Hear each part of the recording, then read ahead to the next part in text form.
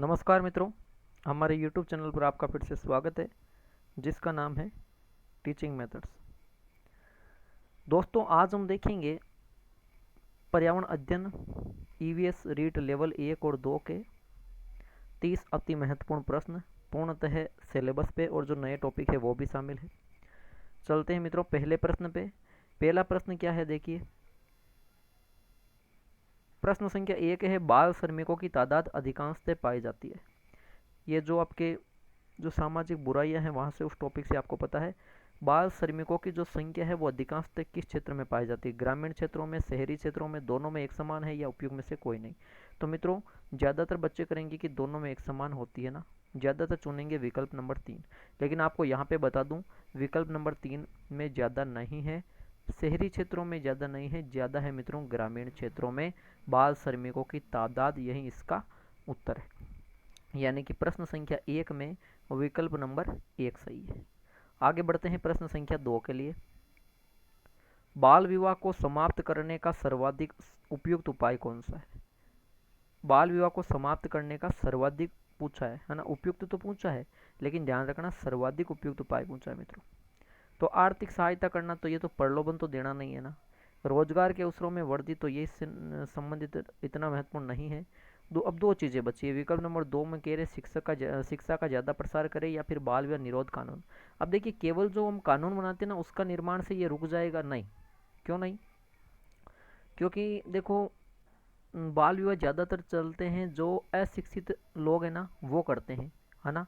क्योंकि जो शिक्षित है वो तो क्या होंगे, शिक्षित होंगे, नौकरी तक मतलब इंतजार करेंगे, तो वो चीज़ें होती हैं उनमें, तो वो ऑलरेडी विवाह क्या, वो तो बाल विवाह की उम्र निकलने के बाद भी मुश्किल से करते हैं ना, क्योंकि वो तो नौकरी का भी इंतजार करते हैं। यहाँ बाल विवाह निरोध कानून, अब कानून बनाने से क्या होता है ना, कानून बनाने से कोई मतलब बाल विवाह रोका जाएगा ऐसा नहीं है, ठीक है। क्योंकि अभी भी बाल विवाह ग्रामीण क्षेत्रों में आज भी होते हैं और कानून तो बना हुआ है, ठीक है। तो विकल्प 4 नहीं सही है, वहाँ पे विकल्प नंबर 2 सही है कि शिक्षा का व्यापक प्रसार करने से बाल विवाह को समाप्त करने का सर्वाधिक उपयुक्त उपाय है। दूसरा विकल्प मित्रों सही हो जाता है प्रश्न संख्या 2 में। चलते हैं आगे प्रश्न संख्या 3 पर।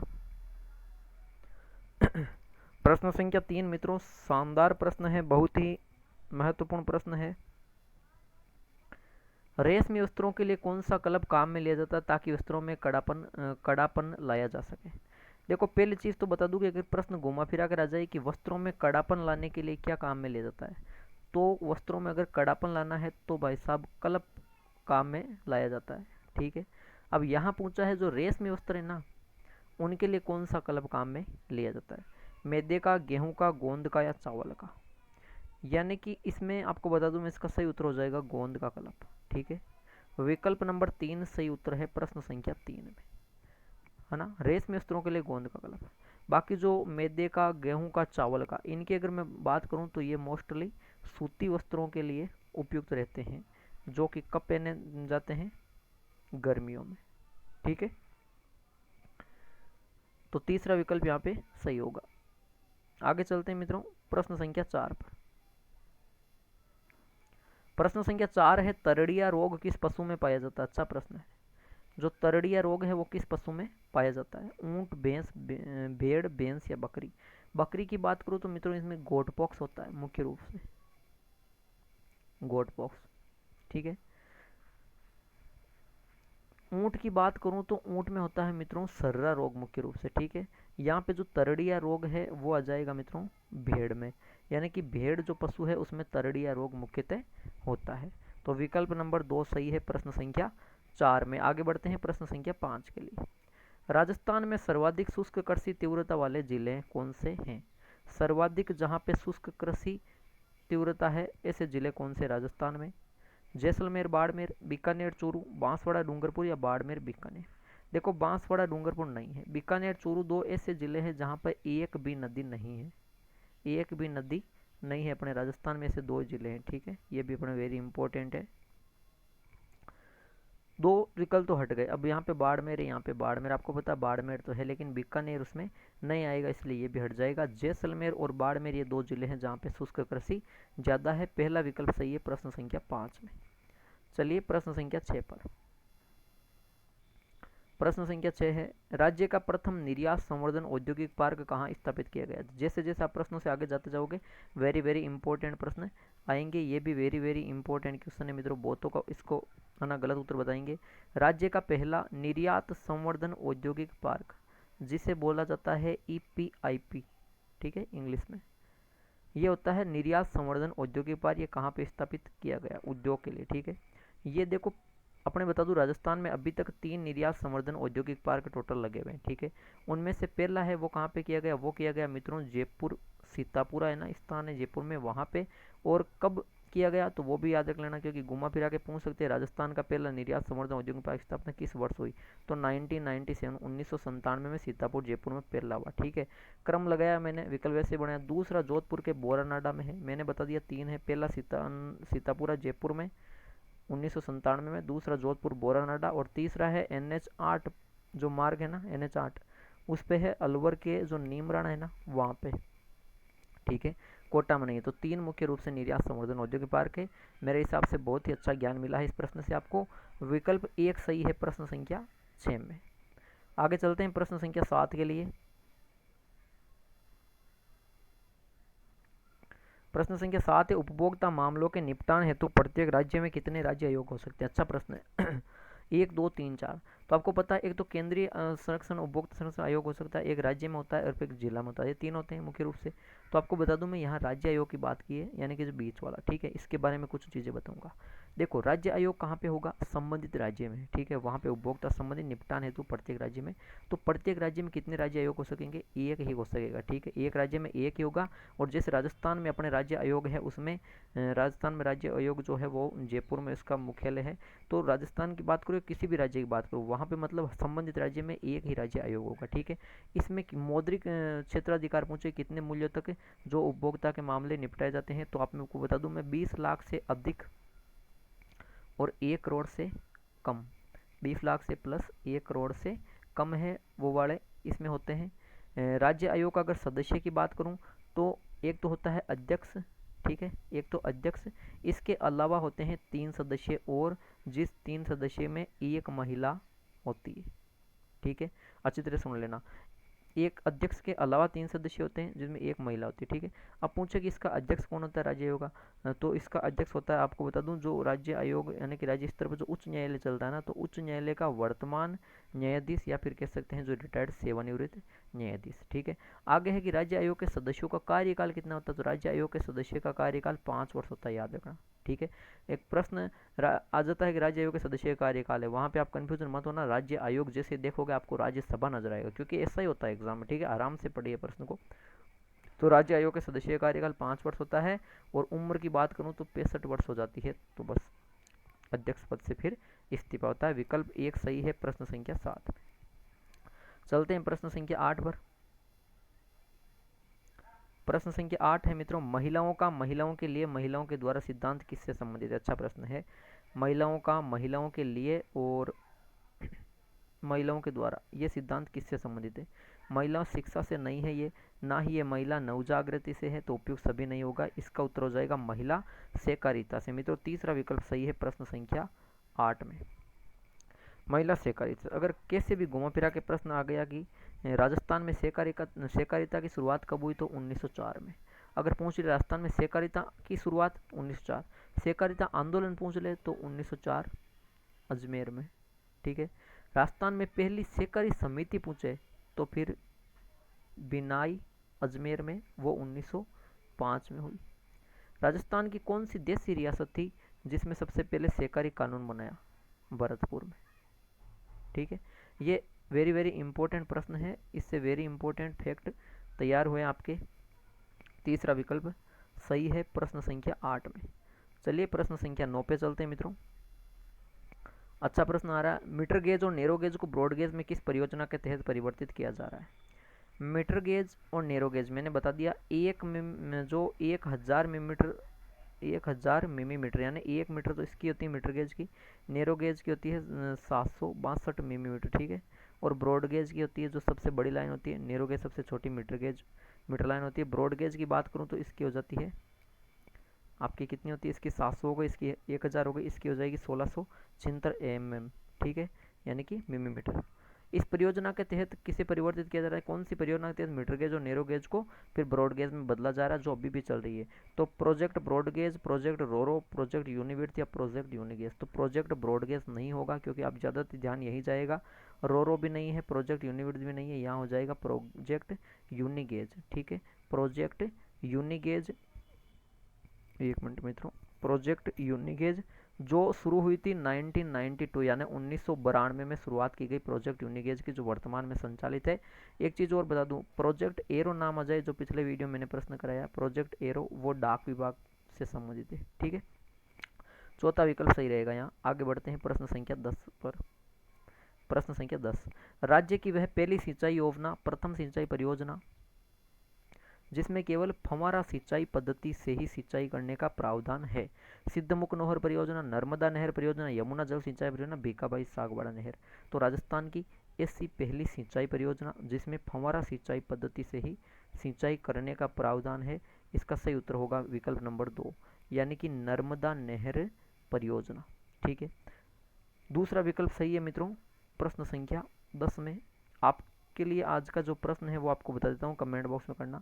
ये जो सिद्धमुख नहर है, नर्मदा नहर है, यमुना जल सिंचाई है, भीखाबाई सागवाड़ा नहर है, ये चारों की जो चारों नहर है ये कहाँ कहाँ पे स्थित है, ये आपको कमेंट बॉक्स में आज का प्रश्न है। चलते हैं 11वें प्रश्न पे।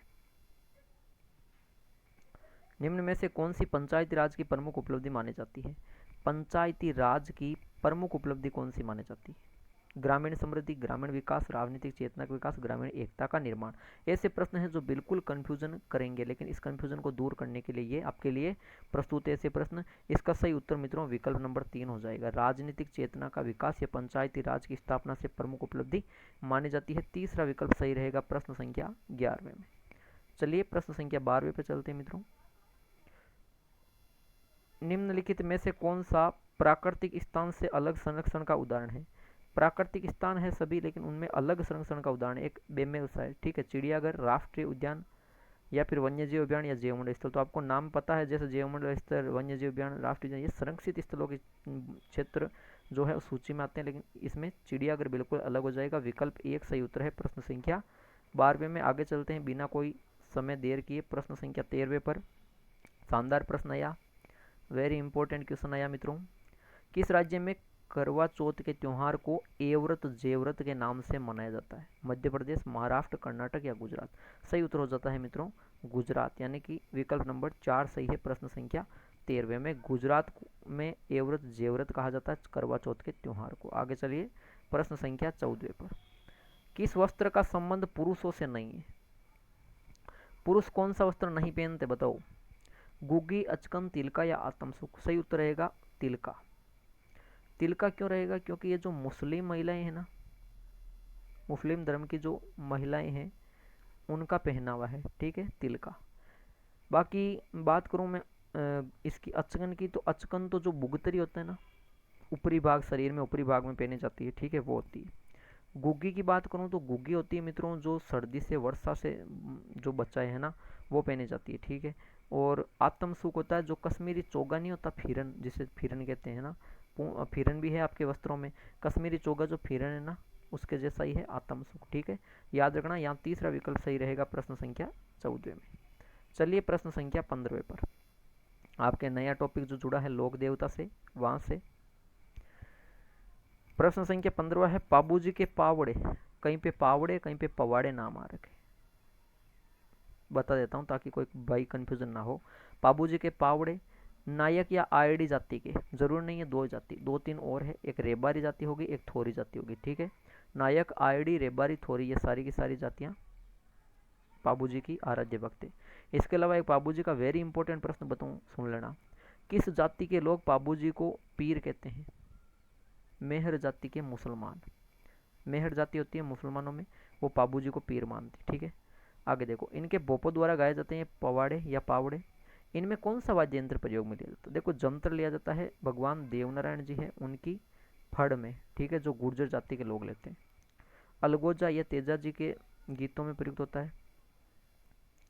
अब 2 विकल्प बचे, माठ या रावण हत्ता। तो रावण हत्ता है ना, वो तो पाबू जी की फड़ में काम में लिया जाता है, और रामदेव जी की फड़, इन 2 की फड़ में लिया जाता है।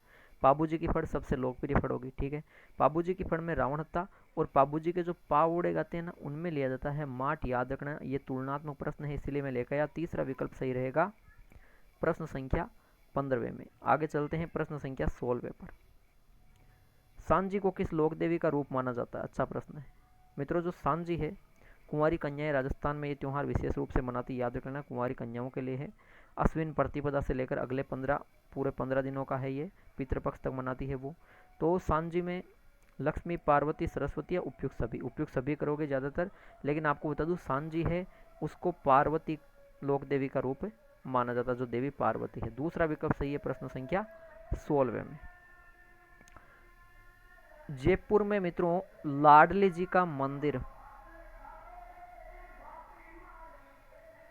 ये थोड़ी देर के लिए तेजा गायन है वो सुन लीजिए। देखो मित्रों, सांझी के लिए अपने राजस्थान में दो प्रसिद्ध मंदिर है। पहला है जयपुर में लाडली जी का मंदिर, ठीक है, और दूसरा है मित्रों उदयपुर का मच्छंद्रनाथ मंदिर, ठीक है, उदयपुर का मच्छंद्रनाथ मंदिर। ये वेरी इंपॉर्टेंट फैक्ट है, ये कोई नहीं बताएगा आपको इस सब्जेक्ट में, ईवीएस में विशेष तौर पर। जयपुर में लाडली जी का मंदिर, उदयपुर में मच्छंद्रनाथ जी के मंदिर के घूमने जाओ, वहाँ की सांझियाँ बहुत प्रसिद्ध है। दूसरा विकल्प सही है प्रश्न संख्या 16वें में।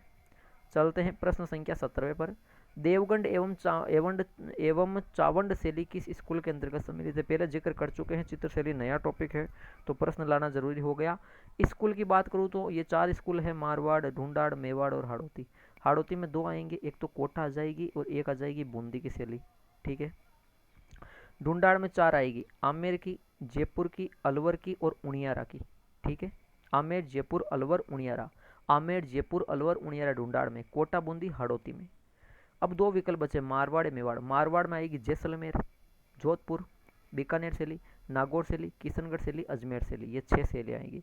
जबकि मेवाड़ की बात करूं तो मेवाड़ में कौन कौन सी आती है वो बता देता हूँ। मेवाड़ में आती है आपके एक तो उदयपुर शैली आएगी, ठीक है। इसके अलावा देवगढ़, ये भी मेवाड़ शैली, मेवाड़ स्कूल के अंतर्गत आएगी। चावंड है वो भी मेवाड़ के अंतर्गत आएगी, ठीक है। तो ये याद रखना, उदयपुर है, इसके अलावा देवगढ़, चावंड और एक और शैली मेवाड़ के अंतर्गत आती है जिसका नाम थोड़ा सा डाइवर्ट हो चुका है। 4 प्रकार की शैलियाँ हैं वो मेवाड़ स्कूल में आएगी, ठीक है। तीसरा विकल्प सही रहेगा प्रश्न संख्या 17वें में। बढ़िया प्रश्न है। अगला चलते हैं प्रश्न संख्या 18। राज्य में जगत शिरोमणि मंदिर स्थित है। जगत शिरोमणि मंदिर राजस्थान में कहाँ पे स्थित है? जोधपुर, अलवर, उदयपुर, जयपुर। मित्रों जयपुर में ये जगत शिरोमणि मंदिर है, ठीक है। देखो मान सिंह प्रथम को जानते हो, जिसे राजा फरजंद की उपाधि अकबर ने दी थी। अकबर की पत्नी जोधाबाई जो कि क्या थी, राजपूत समाज से थी। उनके भाई थे भगवान दास और उनकी भाभी थी कनकावती, ठीक है। उन दोनों के एक पुत्र हुआ मान सिंह प्रथम, जो जोधाबाई का भतीजा था, ठीक है, जिसे जोधाबाई कहते हैं। हालांकि हरकाबाई उनका मूल नाम था।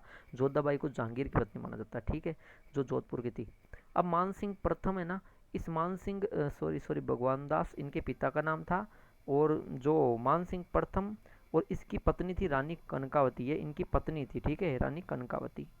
रानी कनकावती और मान सिंह, इन दोनों के एक पुत्र हुआ, उसका नाम था जगत सिंह, ठीक है। उस जगत सिंह की कम उम्र में मृत्यु हो गई, तो उसकी याद में जगत शिरोमणि मंदिर बनाया था रानी कनकावती ने, याद रख लेना, ठीक है। चौथा विकल्प सही है प्रश्न संख्या 18वें में। चलते हैं प्रश्न संख्या 19 में। शानदार प्रश्न है।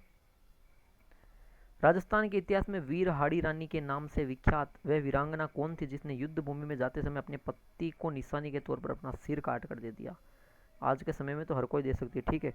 तो देखो वीर हाड़ी रानी के नाम से ये कौन वीरांगना थी जिसने मतलब युद्ध भूमि जाते समय पति को निशाने के तौर पर सिर काट कर दे दिया? उसका वास्तविक नाम क्या था? ब्रज कंवर, सहल कंवर, मान कंवर या जोधाबाई? देखो उसका सही नाम, वास्तविक नाम था सहल कंवर। ये सहल कंवर कहीं कहीं पे आपको पहले ही बता देता हूँ, कन्फ्यूजन दूर कर ही देते हैं, सलह कंवर भी नाम आ रखा एक ही है, ठीक है। दूसरा विकल्प सही है प्रश्न संख्या 19 में। चलते हैं प्रश्न संख्या 20 पर। हिमालय क्षेत्र में रेल मार्गों की विरलता का क्या कारण है? हिमालय में रेल मार्ग कम है, क्यों भाई? तो पर्वत व तलहटियाँ हैं, सही है। कट्टा-फटा भूभाग है, ये भी कारण सही है। और विरल जनसंख्या भी वहाँ पे कम रहती है, इसका मतलब उपयुक्त सभी कारण है। चौथा विकल्प सही है। आगे चलते हैं 21वें प्रश्न पे। रेडियो में ध्वनि तरंगों को किन तरंगों के माध्यम से दूसरे स्थान पर भेजा जाता है? जो रेडियो में ध्वनि तरंग होती है ना, इसका जब प्रसारण होता है किन वापस कौन सी तरंगे होती है उनके माध्यम से दूसरे स्थान पर जाता है। तो ध्वनि तरंगे नाम आ रही तो ध्वनि तरंगे वापस आएगा, कंफ्यूजन मत होना। विद्युत तरंगे भी नहीं आएगा, चुंबकीय भी नहीं आएगा ना। विद्युत और चुंबकीय यानी कि विद्युत चुंबकीय तरंगों के माध्यम से रेडियो की जो ध्वनि तरंगे हैं उनको दूसरी जगह भेजा जाता है। दूसरा विकल्प यहाँ सही रहेगा। आगे चलते हैं प्रश्न संख्या 22 पर। पित्तरस का निर्माण होता है अग्नाशय में, आमाशय में, यकृत में, पित्ताशय में। जो पित्तरस है मित्रों ये कहाँ बनता है? ये बनता है आपके यकृत में, जो कि मनुष्य शरीर की सबसे बड़ी ग्रंथि है। ठीक है, तीसरा विकल्प सही रहेगा यहाँ। आगे चलिए प्रश्न संख्या 23 पर। मानव शरीर में पफलियों के जोड़े। देखो जैसे जैसे आपके पूर्णतः सिलेबस है ना, वैसे ही उन टॉपिक को भी प्रश्न बनाए गए मित्रों। ऐसा नहीं कि आपके जो पर्यावरण में सिलेबस है उनसे अलग अलग नहीं है ना। साइंस भी आते हैं, 2-4 प्रश्न साइंस के आएंगे, तो मैंने 2-4 लिए। मानव शरीर में पूछा है पफलियों के जोड़े, ये प्रश्न एक बार फिर वापस लिया मैंने, हालांकि ये 3-4 दिन पहले जो यूएस का वीडियो उसमें। ठीक है, तो पफलियों के जोड़े मानव शरीर में कितने? 10, 11, 9 या 12। देखो अगर जोड़े पूछे पेयर, ठीक है, तो अगर पेयर की बात करें तो 12 जोड़े हैं, चौथा विकल्प सही है प्रश्न संख्या 23 में।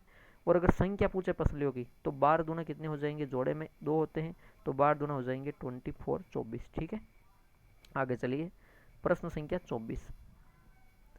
शरीर की मरम्मत एवं रख रखाव हेतु महत्वपूर्ण तत्व कौन सा है? शरीर की मरम्मत और रख रखाव हेतु महत्वपूर्ण तत्व, तो देखो जो आवश्यक संतुलित भोजन के तत्व। अच्छा प्रश्न है, वहां से ये वेरी इंपॉर्टेंट क्वेश्चन है। ठीक है मित्रों, तो देखिए इस प्रश्न को। प्रोटीन, विटामिन, वसा या कार्बोहाइड्रेट। देखो वसा और कार्बोहाइड्रेट ये दो ऐसे तत्व हैं जिनका नाम आता है शरीर को ऊर्जा प्रदान करने में काम आते हैं। ठीक है, और अगर कार्बोहाइड्रेट की बात करूँ तो ये त्वरित ऊर्जा देते हैं, शरीर को तुरंत ऊर्जा देने का काम करते हैं। बात करूँ मैं विटामिन की, तो विटामिन शरीर की सुरक्षा करने में काम आते हैं। विटामिन व खनिज, लवण, जल, खाद्य जैसे। ठीक है, बाकी के। प्रोटीन इसका सही उत्तर होगा, जो शरीर की मरम्मत रख रखाव हेतु महत्वपूर्ण तत्व है। पहला विकल्प सही है प्रश्न संख्या 24 में। चलते हैं प्रश्न संख्या 25 पर। गलगंड रोग किस हार्मोन की कमी से होता है? जो गलगंड रोग है ये ज़्यादातर होता है मित्रों जो पहाड़ी क्षेत्र है ना वहाँ के लोगों को। ठीक है, गलगंड जिसे गेंगा रोग भी बोलते हैं या फिर गोइटर भी बोलते हैं। किस हार्मोन की कमी से होता है? थाइमोसिन, एड्रेनलिन, कार्टिकोइड या थायरोक्सिन। ये होता है मित्रों थायरोक्सिन की कमी से। ठीक है, चौथा विकल्प सही है प्रश्न संख्या 25 में। आगे चलते हैं प्रश्न संख्या 26 पे मित्रों। राज्य प्रतीक आपके जो टॉपिक है वहाँ से, खेजड़ी को राजस्थान में वृक्ष का राज्य वृक्ष का दर्जा कब प्राप्त हुआ? खेजड़ी को राजस्थान का राज्य वृक्ष कब घोषित किया गया? अच्छा प्रश्न है। 1981, 1983, 1964 या 1987। ये दो विकल्प तो ऐसे ही है। अब देखो इनके आधार बताना। ठीक है, तो आपको बता दूं मित्रों में 1983 अक्टूबर 1983 की बात है जब खेजड़ी को राजस्थान का राज्य वृक्ष का दर्जा दिया गया था, अक्टूबर 1983 में। ठीक है, जबकि 1981 की बात करूं तो जो गोडावन है उसको राज्य पक्षी का दर्जा दिया गया, ये भी याद रख लेना। ठीक है, दूसरा विकल्प यहाँ पे सही रहेगा। आगे चलते हैं प्रश्न संख्या 27 पे। पीलीभीत टाइगर रिजर्व किस राज्य में स्थित है? पीलीभीत जो टाइगर रिजर्व है किस राज्य में स्थित है? अच्छा प्रश्न है। Pilibhit tiger reserve Madhya Pradesh, Nagaland, Uttar Pradesh, Sikkim. तो पीलीभीत टाइगर रिजर्व की बात करूं मित्रों उत्तर प्रदेश में स्थित है। तीसरा विकल्प सही है प्रश्न संख्या 27 में। आगे चलते हैं प्रश्न संख्या 28 पे। ये प्रश्न है जिनका कि ज़्यादा जिक्र वगैरह नहीं करना पड़ता। ठीक है ना, एक्सप्लेन की जरूरत नहीं है। वर्तमान में भारत में राष्ट्रीय उद्यानों की संख्या, देखो ये करंट का है, ये ऐसे प्रश्न एक आध प्रश्न आएगा। भारत में राष्ट्रीय उद्यानों की संख्या कितनी है? 100, 85, 105 या 90? तो मित्रों यहाँ पे सही उत्तर, हालांकि बुक में तो अभी तक जो लक्ष्य गाइड है वहाँ पे 102 दे रखा है। ठीक है, लेकिन उसका तो प्रिंट पहले हो गया प्रकाशन। वर्तमान में अगर बताऊँ तो आप ना गूगल पे सर्च कर लेना। ठीक है, वहाँ बता देगा। मैं देखो 104 या फिर 105 है वर्तमान में ये भारत में राष्ट्रीय उद्यान। तो विकल्प नंबर 3 सही है मित्रों प्रश्न संख्या 28 में। पहला राष्ट्रीय उद्यान कौन सा है, वो कब मतलब उसे राष्ट्रीय उद्यान का दर्जा दिया गया, नवीनतम कौन सा है, ये सारे फैक्ट इससे रिलेटेड 4-5 प्रश्न है वो तैयार कर लेना, और ज़्यादा राष्ट्रीय उद्यान मत याद करना। ठीक है, बाकी हम राजस्थान के हैं, राजस्थान के लिए रीट होती है तो राजस्थान में कौन कौन से राष्ट्रीय उद्यान है वो याद कर लेना, और बाकी के जैसे कि मध्य प्रदेश में कौन से है वो कौन से ना उतने ज़्यादा याद नहीं करने। तीसरा विकल्प सही रहेगा। आगे चलते हैं प्रश्न संख्या 29 पर। आकाश का नीला रंग किस गुण के कारण दिखाई देता है? आकाश का जो नीला रंग दिखाई देता है वो कौन से गुण के कारण दिखाई देता है? अपवर्तन, परावर्तन, संश्लेषण या प्रकीर्णन। तो ये जो घटना होती है आकाश नीले रंग का दिखता है वो दिखता है प्रकीर्णन के कारण। चौथा विकल्प सही है प्रश्न संख्या 29 में। आगे चलिए प्रश्न संख्या 30 पर। आज का अंतिम प्रश्न है, राजस्थान में हरित राजस्थान कार्यक्रम किससे संबंधित है? तो देखो इन तीन से, ये राजस्थान में जो हरित राजस्थान कार्यक्रम है परिवहन विकास से तो बिल्कुल नहीं होगा, ठीक है। तो ये हो सकता है या तो चारागाह का विकास से, या वन विकास, या कृषि विकास, इनसे हो सकता है ना। तो आपको बता दूं वन विकास से संबंधित ये कार्यक्रम राजस्थान में शुरुआत हुई थी। तीसरा विकल्प सही है प्रश्न संख्या 30 में। तो दोस्तों ये थे ईवीएस के टॉप 30 क्वेश्चन। अब टॉप तो आप ही कह दोगे जो देखेगा वो ना, क्योंकि ऐसे प्रश्न आप ढूंढ लेना, नहीं मिलेंगे कहीं पे भी आपको। आपके लिए विशेष तौर पे मेहनत करके बनाए हैं 30 प्रश्न। आशा करता हूँ वीडियो अच्छा लगा तो बिल्कुल वीडियो को लाइक कीजिए, वीडियो को ज़्यादा से ज़्यादा शेयर कीजिए। जिन्होंने चैनल को अभी तक सब्सक्राइब नहीं किया है प्लीज़ सब्सक्राइब करें, और 30 में से कितना आपका स्कोर रहा वो भी कमेंट कीजिए। मिलते हैं अगले वीडियो में, धन्यवाद।